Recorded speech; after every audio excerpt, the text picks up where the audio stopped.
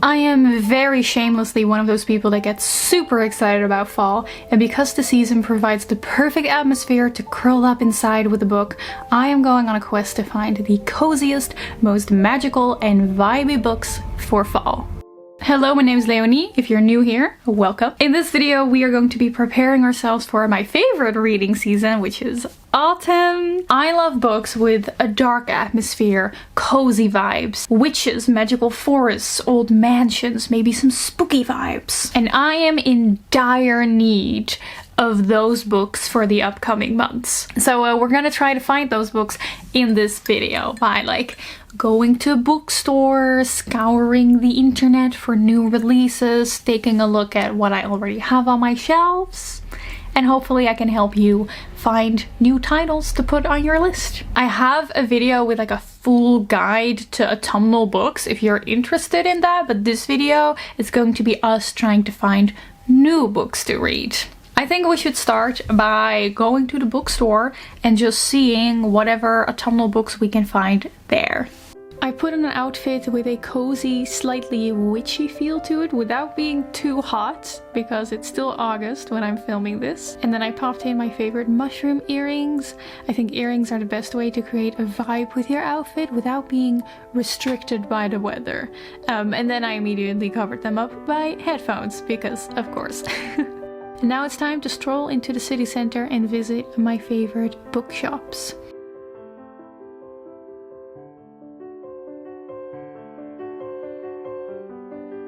The first thing I ran into were all these beautiful editions of classics. When the weather is getting colder and you spend more time inside, that is usually the time of the year that I am most likely to sit down and dive deep into a classic English book. Dracula and the Taming of the Shrew are examples of classics I haven't read yet, but I think will have good spooky vibes to them. I continued my browse looking for books with cozy, atmospheric vibes, got distracted by admiring some old vintage books. I mean, look at these. I just wanted to show them to you. That's why I filmed them.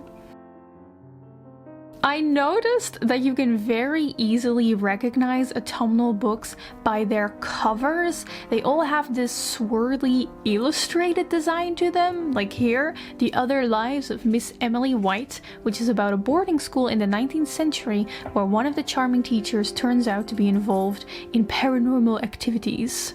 Or On the Nature of Magic, which is a gothic supernatural mystery that takes place in the gardens of Versailles in France. One author that I would love to read is T. Kingfisher. In this bookstore I found The Hollow Places and What Moves the Dead, which are both slightly horror-y fantasy books, and I mean, the covers alone say it all. Slap on some mushrooms and moss and I want to read your book. I made a small detour to a secondhand bookshop because my still going obsession with Good Omens, the TV show, made me look for some secondhand Neil Gaiman books, but unfortunately I was met with no Gaiman on the G shelf. At least the store had more old books to admire, so I wasn't that disappointed to be there. One book that I saw in every single shop that I visited that also had this quintessential autumn design was The Cloisters. This is a gothic dark academia book that takes place in the Metropolitan Museum of Art and has to do with tarot magic, and I want every single fantasy book to have cool magic system diagrams like this one in the back. Here I also found one shelf that had two perfect books on there that I've been wanting to read during autumn since last year, but I will talk about that later. In the thrift section I looked for more secondhand Neil Gaiman, but only found this hilariously ugly edition of Dracula. The last autumn vibey book I found is called The House Witch, and it seemed to be this cozy, humorous story about the adventures of, well, a house witch. That concludes the end of my bookshop quests. I'm coming home with an even longer list of books that I want to read, and also with two freshly bought books that I will show you right now. Oh yeah, the shades are very autumnal. It's actually really hot outside. Speaking of atmosphere and vibes, let's talk about today's vibey sponsor, which is Endel. Whether you need help focusing on your work or have trouble de-stressing and relaxing, Endel can help. They are an environment-based app that creates personalized soundscapes. They take everything we know about sound and combine it with their cutting-edge technology to create the perfect atmosphere for what you need. In the app, you can easily choose what you need at the moment. For example, I use the focus soundscape for when I'm doing a lot of computer work. They have a relaxed soundscape with sounds that help you distress and feel comfortable, for example, while you're reading. And a sleep soundscape that soothes you into a deep sleep.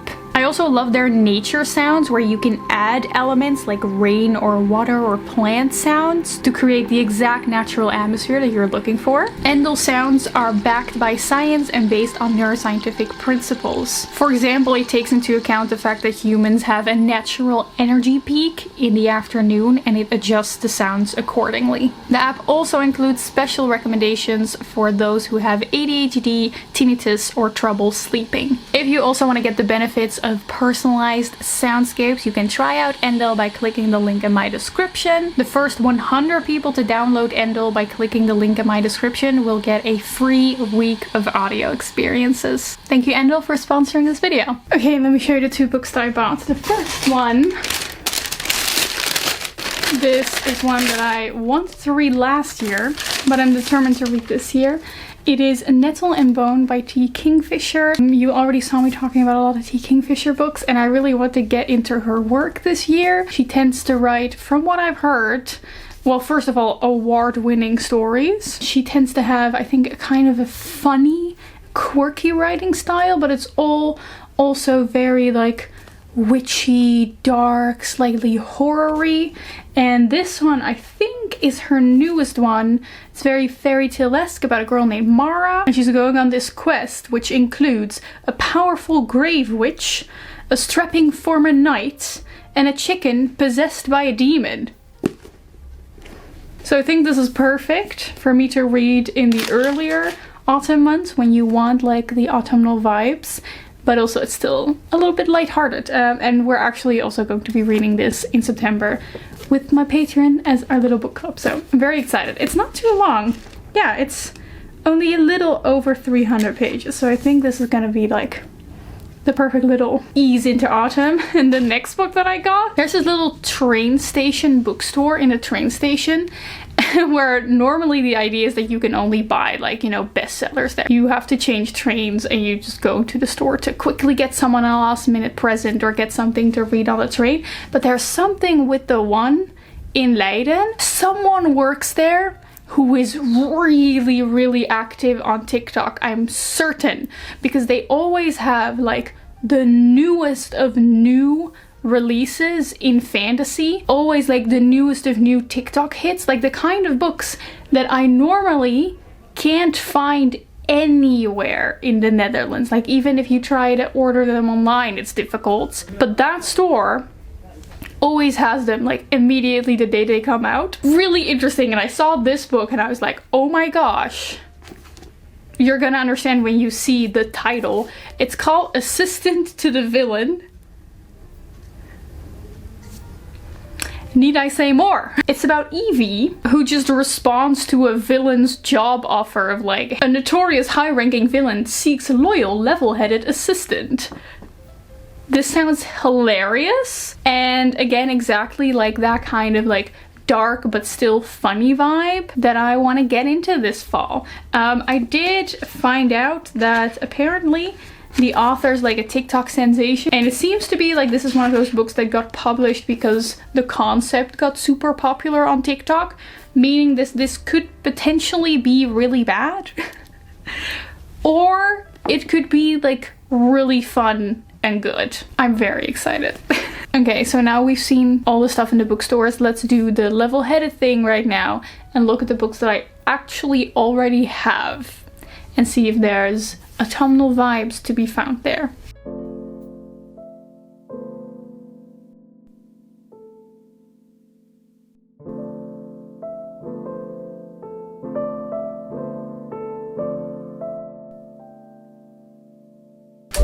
I got a new color candle. Green. They're not wide enough, so they're a little bit wiggly.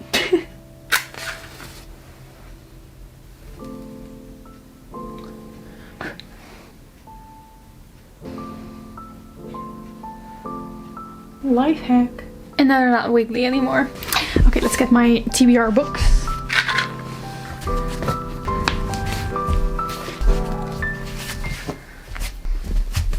These are all the books that I own but haven't read yet. It's kind of becoming a little bit of a problem. Let's start with telling you the books that I'm currently reading, and obviously I'm hoping to finish. I'm still working on Ted Chiang's short story collection, The Story of Your Life and Others. He wrote The Story of Your Life, which is the short story that my favorite movie of all time, Arrival, is based on. So I'm just gonna slowly continue working my way through this. It's amazing. And I'm also reading, still a little bit summary, Love Theoretically by Ellie Hazelwood. Even though I didn't really like her debut novel, the very popular The Love Hypothesis, I was still very curious about this one. And I'm actually kind of really enjoying this one, so working on that as well. Now let's create an autumn list based on the books I already own, because it's a good thing to look at the books that you actually have already bought and have on your shelves. So for me personally, and it's going to be different for everyone, but for me personally, an autumnal book means that it's going to be cozy, it's going to be a little bit fantastical, it's going to be a little bit dark and spooky, it's gonna be a little bit dark academia, a bit mysterious maybe, and preferably a standalone. I don't know where that comes from, but something about the leaves falling from the trees makes me not want to commit to a long series. Actually, nothing makes me want to commit to a long series. Let's take a look. I've got a lot of nonfiction that still wants to be read, as always. Oh, this one I recently got for my birthday. It is The Bone Shard Daughter by Andrea Stewart. This is one of those books that I always see in bookstores, but I never hear people talking about it. But a friend of mine, this is like her one of her favorite new ones, about a magic system that has to do with bones, which I do like. I do really like. But it is a series, so not entirely sure if I want to commit to this for autumn. But who knows? Ooh, then I have here two books that I think are very vibey and cozy. First we have The Starless Sea by Erin Morgenstern, the author of The Night Circus, who is a star at writing atmosphere. And then we have Strange the Dreamer by Eleni Taylor, also supposedly very atmospheric YA fantasy. Maybe more of a winter thing. We got more fantasy, like epic fantasy, which is it's not cozy. It needs to be cozy. I have this one. Robert Holstock's Mythical Wood, which is like an award-winning fantasy from the 70s? The 80s. 1984. It has a magical forest in it, so that's what I want. Some classics that I don't know about. Okay, this one, we've got Killing November, which is a like an underhyped dark academia book. It's about like an academy where people learn things like knife throwing and poisons and the art of deception, which I think sounds super fun. And our main character gets framed for a murder, and she has to solve it, which honestly sounds like super fun dark academia, so I'm gonna put it on the autumnal pile. More cute romance, non-fiction. Look, this one absolutely is going to be read. I got this for my birthday last year and somehow just didn't get around to it that fall, but it is the absolute perfect fall book. Slewfoot. It's about a witch and a demon, and Brom makes these beautiful illustrations. Just the chapter header is already pretty, but then there's like full-on illustrations in this book. Let me see if I can find here. Look at that. Come on, this book screams me. I know this is gonna be me. It's gonna be my thing. I actually, oh my god, I just realized I had a dream tonight that I was buying autumn books. And there were all these books that I was going to buy that I'm going to talk about in this video. Okay, anyway. It takes place in this like historical colonial American town. There's witchery, there's devilry. Okay, those are all the autumnal books that I have on my TBR. That's actually really not that much. Slewfoot, Killing November, and Mythical Wood. But, well, I think it's time that we talk about my my pile of shame books. I have a few books where I am deadly ashamed of the fact that I haven't read them yet. And I'm going to be very vulnerable with you guys and tell you about the fact that I haven't finished these books yet. The first one's really obvious, okay? We all know. If you're a long-term watcher of the channel, you know my feud with Crime and Punishment by Fyodor Dostoevsky, which makes no sense. Because, yes, it's a Russian classic, but it shouldn't be that hard to read. Like, come on. I keep trying to get through it, and sometimes it gets interesting, like the little things that I've tabbed. And then it gets really, really boring for very long swaths of time. Mostly the thing that really, really stopped me from getting through it was just the writing. Like, it was so hard to get through because it felt so unnatural, and I couldn't connect to anything that these characters said because the way they spoke just felt so unnatural. But then I was talking to a friend and she told me, like, hey, this Dutch translation that you have, it's not a great one. Maybe you should try another one. And she lent me her copy, which is another translation, another Dutch translation of Crime and Punishment that is supposedly a lot easier to get through. So I'm really, really, really hoping that the reason that I couldn't get through this book is just the translation and that I am in fact not dumb. So I'm going to try to continue reading this book. I got about halfway into it by reading the other translation. It's gonna be a saga. I'm genuinely curious if it's gonna help or if the book's just not for me. And then the other one, oh my god, I hate having to admit this. So, you may know that one of my absolute favorite books that I read last year was Jane Eyre by Charlotte Bronte. And I hadn't technically finished it before the end of the year. I still had like maybe 100 pages left out of like the 600 pages. But I just loved it so much. I really wanted to, I didn't want to wait, you know, like a year to talk about it in my best books of the year video. So I was like, I'm just gonna talk about it now. I already know it's gonna be a favorite, so let me just talk about it in my best books of the year video, even though I technically haven't finished it. And then I kind of forgot that I hadn't finished it, and I kind of forgot to read it, and I never finished it. And I found this book in like a random pile in my room the other day, and I was like, wait, I'm like nowhere near finished in this book, and I should probably actually finish it. And I've been dreading to tell you, I'm so sorry. I'm so sorry, but I actually still haven't finished Jane Eyre. So that's why it's a book of shame. And I will finish it. I just forgot about it because I talked about it and then I just forgot that I hadn't actually finished it. Whoops. I mean, it's great because I loved this book so much. I know I'm gonna love those last bits. I just still need to read it. Okay. So now we've got these books, and then also, of course, the books that I just bought. And we've got ourselves a super, super nice stack of very autumnal cozy books. Well, I wouldn't necessarily call Crime and Punishment a cozy book, but oh.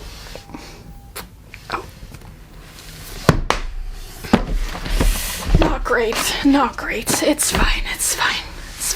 Next thing I want to do is just go through my little digital list that I keep of books that I want to read. Like, every time I hear about a book that sounds interesting to me, I put it on a digital list of like, oh, these are titles that I need to keep in mind. So I kind of want to look at that as well to see if there are some autumnal books in there too. So we're gonna hop on over to the computer.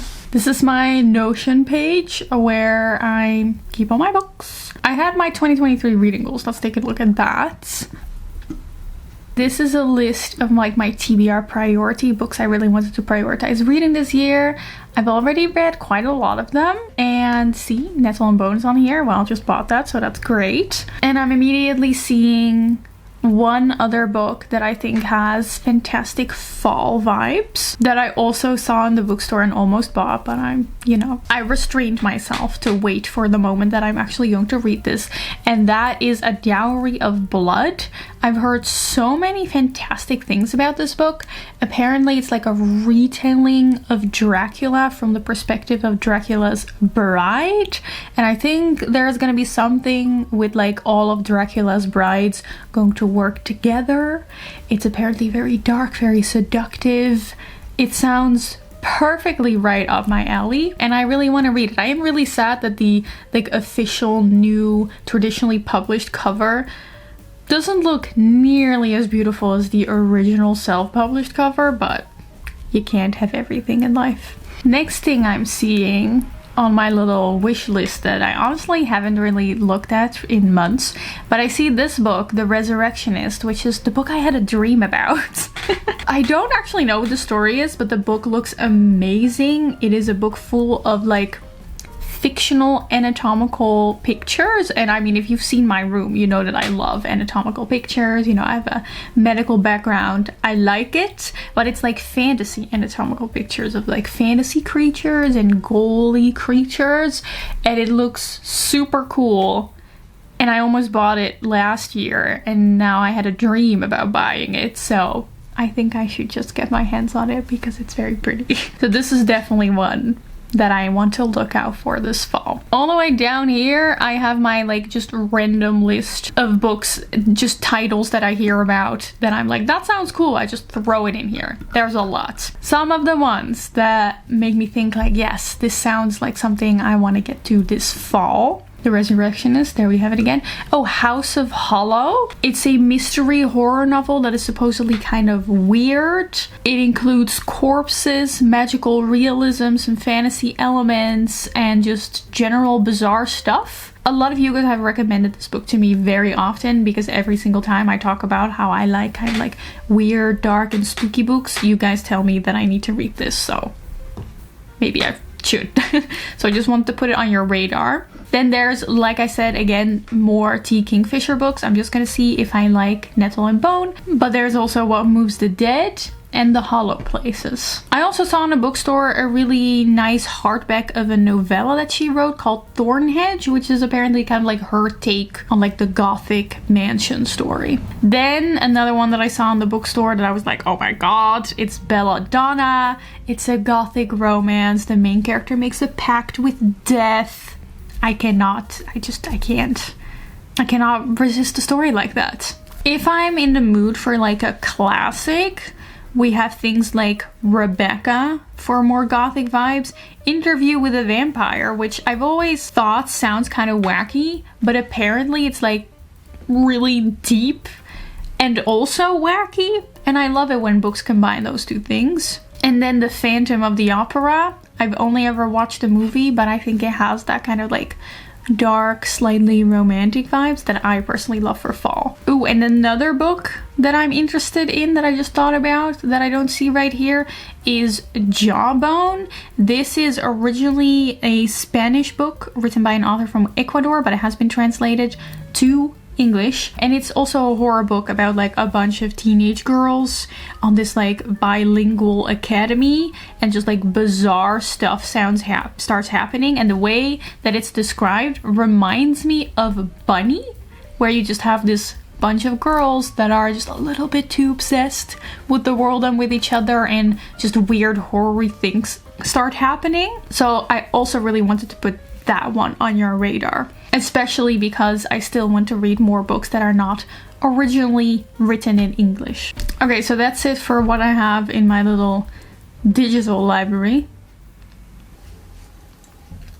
Okay, last and absolutely not least, I wanted to put your attention towards two books that are going to be released in the upcoming months that I am very, very excited about. The first one, the book that I will try to get my hands on the day it releases, is A Study in Drowning by Ava Reid, which publishes September 19th. So Ava Reid has written Juniper and Thorn, which is a book that I absolutely love. She has a very atmospheric and dark, very dark way of writing that I absolutely adore, and she is coming out with a dark academia novel. And not just any dark academia novel, she is coming out with a rivals to lovers dark academia novel, which is the perfect combination, and I am a little bit upset about the fact that we don't have more of that. You know how every dark academia novel has like a certain academic field that it focuses on? This one focuses on a girl who is like really into architecture, so it really is about architecture, and they go to this like old big manor. And then the male character is also very much into literature, so that's also a field that we go into. And then there's a very strong theme, it seems to be about fairy folklore, like the main character is very interested in fairy folklore. So I'm not sure if the story is going to become fantasy. I hope. But just from the description, this sounds like it has the potential to become one of my new favorite books of all time. And I trust Ava Reed because I've read her work before and I know what she is capable of. So this one, oh, I'm so excited. September 19th. And then the second one I'm like cautiously excited for comes out October 10th. And it is called The Night Hunt by Alexandra Christo. So Alexandra Christo is an author I have an interesting relationship with because she wrote To Kill a Kingdom, which was her debut novel, and I absolutely adored that book. It's like the Siren Enemies to Lovers standalone fantasy. Loved it. And then she came out with a second series called Into the Crooked Place, and I never even finished that book. I bought it and I just... nothing about it grabbed me. It was very formulaic and cliche and nothing. I didn't even finish it. I just didn't care about that book, unfortunately. Apparently it's also going out of print. It wasn't very well received. So it's like, what's going on here? But she's coming out with a new book called The Night Hunt. It's a dark fantasy romance. It's about a girl who strikes an alliance with a death god. I like that. So I'm really excited to give Alexandra Christo another chance, and this comes out October 10th. I think we've done it. I hope I gave you some great ideas for autumnal books that you can look at. Again, if you want my personal recommendations, I have more videos like that. I will link them in the description. If you have more autumnal books to recommend, definitely leave them in the comments below. If you want more autumnal bookish content from me, make sure you subscribe. And I want to give a special thanks to all of my patrons for supporting me, with a very special shout out to all of my Elite Hidden Library members. If you join my Patreon now, you can still join the book club where we're going to be reading Nettle and Bone for our September book. I really hope you enjoyed this video. I hope you have a wonderful rest of your day, and I will see you soon in another video very soon. Goodbye!